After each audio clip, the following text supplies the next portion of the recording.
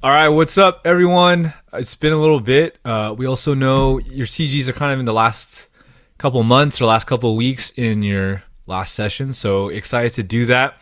What we wanted to do with the last couple weeks that you guys have left, whatever time that you do have, is to introduce the concept of the a rule of life or the rule of life. There's a lot of ways to say it, but there's like a short video we're going to show in a little bit, but Jay, I guess before that, any like good setting or foundational thoughts for the rule of life before we kind of dive into it deeply? Yeah, I would say number one, don't make the rule of life into something legalistic. This isn't like a set of rules that you have to keep, or again, in our Silicon Valley culture, it's not all about productivity or efficiency. So, just be mindful that our natural tendency is to like lean towards a set of rules or legalism when we come up with our own rule of life. So just be aware of that. Yeah, I think that's going to be really good because you might still be like, what is a rule of life? But I think the foundational piece, as Jay said, is everything what you're about to hear or like try and practice. These aren't laws, right? They're not things that you have to keep, but they're there to help you. So what is that? So I'm going to show like a very quick video from a pastor by the name of John Mark Comer. It's like 3 minutes long. So we'll show this first, and then we'll see you guys after. A rule of life is a schedule and a set of practices and relational rhythms that create space for us to be with Jesus, become like Him, and do as He did. It's an intentional plan to slow down and simplify our life around being spiritually formed by Jesus. Rule of life is ancient language, so it can sound strange or even off-putting to our modern ears.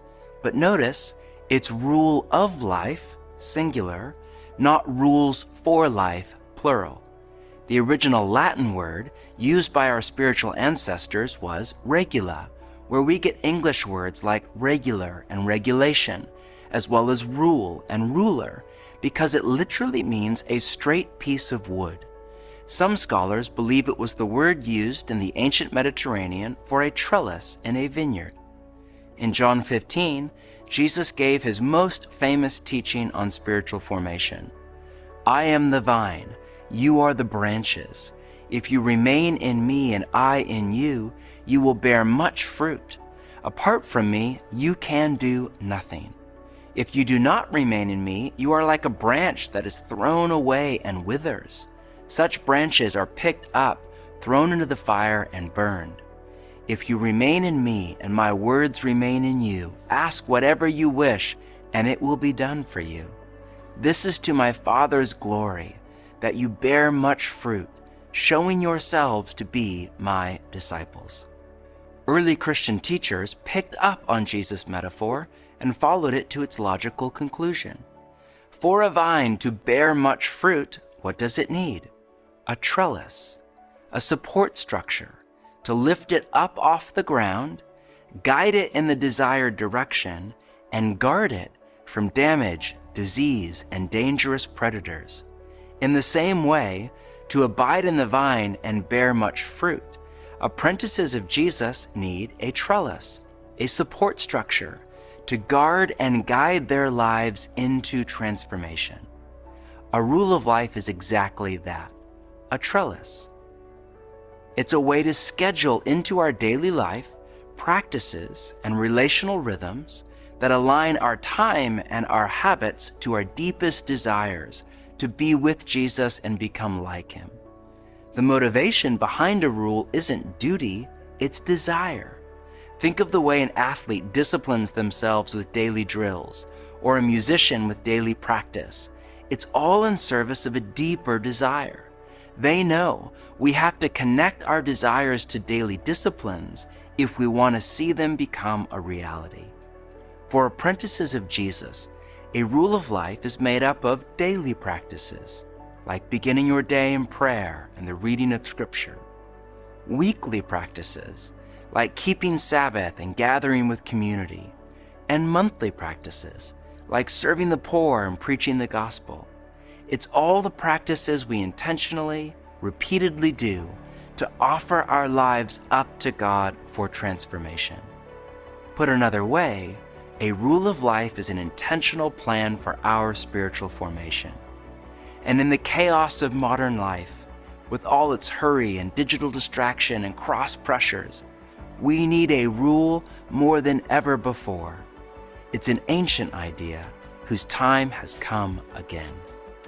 All right. Hope that was helpful. I thought it'd be easier just to share that than have us regurgitate a lot of what John is often saying. But yeah, I mean, like, I think for me, one thing I would add is everyone already has a rule of life. I think all it's doing is what are the rhythms that you already have intentionally or unintentionally that form you. And you might think, oh, that doesn't really form me. But I like simple thing, checking your phone the first thing every morning, which sometimes I still catch myself doing. That is a rhythm and that forms you spiritually as well. And I think what the rule of life does is intentionally, well, what can we create to make sure that we're not stumbling our way away from Jesus, but intentionally forming ourselves to become more like Jesus and to be with him more. So what we're going to do is I'm going to share this. This is what we have prepared. Everyone will have a version of this in the emails. But for the next couple of weeks, what we want our CGs to do is slowly but surely fill this out. So just to kind of give you a kind of a purview, there's 3 circles. There's daily, weekly, and monthly, and 4 quadrants. So there's spiritual, relationships, finances, and church. So I would recommend a couple things, like not each, like if you have like, oh man, weekly for finances, our group couldn't think of anything, I think that's totally fine. I think just having something in each quadrant is at least the bare minimum. And just like kind of like, I think as a group, trying to form something that at the bare minimum, everyone in the CG can kind of keep to is like just a good rule of thumb. So Jay, for you, like when you see this, is there any advice you would give our CG members and attendees about creating a rule of life? Yeah, if again, if this seems too like big of a task to tackle right away, I would say start small. So what I did to begin my rule of life when I first started was I just had one daily rule of life, one weekly rule of life, and one rule of life for relationships. So I just started there. And I think that will maybe help jumpstart or maybe kind of relieve some of the pressure of wanting to do so much things all at once. Yeah.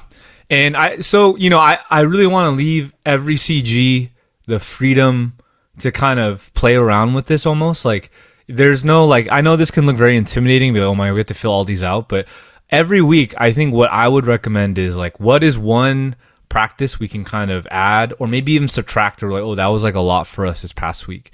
And just at the end of, maybe 6 weeks or 8 weeks that you guys have left together, be like, oh, wow, we've created a rhythm that's like very sustainable, right? Like one thing Jay and I really want to push for church, this is just a recommendation. This is like an ask and a exhortation from your pastors. We would love if every CG's rule of life in church, it's like, hey, every month, all of our members are going to find a way to serve once a month at church. I think it's a simple thing that you guys can commit to. If you need help, like trying to figure out ways to serve, I'm sure there's someone in your CG serving in some arena. And if not, you can go to our website. So I think just simple steps like that. I think even with finances, again, there's no pressure, but even like, hey, as I tithe, do I want to make that more of a weekly thing or a monthly thing? Maybe I don't want to add that as well. So I think just kind of thinking what's sustainable is kind of the best practice forward. And I think especially for the spiritual quadrant, I think kind of all the practices that we've been doing, leading up to this point, what I would really recommend is what worked really well for your CG and what was like, that wasn't like, we just didn't get a lot out of it. And the ones that did work, be like, okay, well, how can we sparse this out daily, weekly, monthly in our rule of life communally? And I think doing it in community is really important because it kind of helps you. I don't want to say the word accountable because I think that makes it seem like it's, I don't know, something that you have to do as a law. But I think it's more of a communal project of like, hey, what can we do to keep each other spurred on and encouraged to keep this central kind of in all the busyness of our life too. So we want to be able to use this. I know there's not a lot of information, but I think that's the whole point because we kind of want you guys to be able to create this at a rhythm and pace that's sustainable for your CG. So we're going to just ask you to do this for the rest of your time together, that every time you meet, you kind of bring up the rule of life and be like, well, hey, what do we want to commit to, what hasn't been working, and slowly build up to, hopefully at the end, a rule of life that each CG has. And I'm going on sabbatical this Sunday, but once I get back, I would love to receive all the rules of life back and see like, hey, can we even create a very simple church rule of life that we want to have all of our members, all of our attendees just know like, hey, as True North, this is what we want to commit to communally. So that's what we're going to ask. Jay, any last things for this?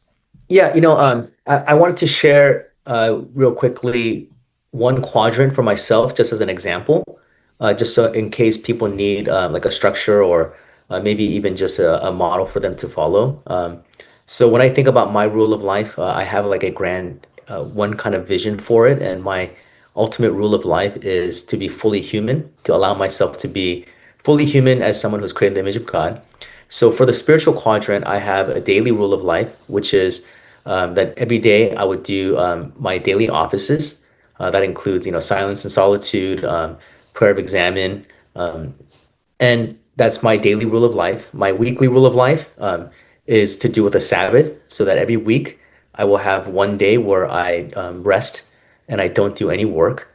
And that's just kind of just two things that I try to keep within my spiritual quadrant. So if that helps people understand like how to maybe structure it, but also ultimately that, again, this is not about adding more to our lives and more things to our productivity. If anything, it's really creating the space so that we will be able to drown out the noise so we can really abide in God. So hopefully that helps.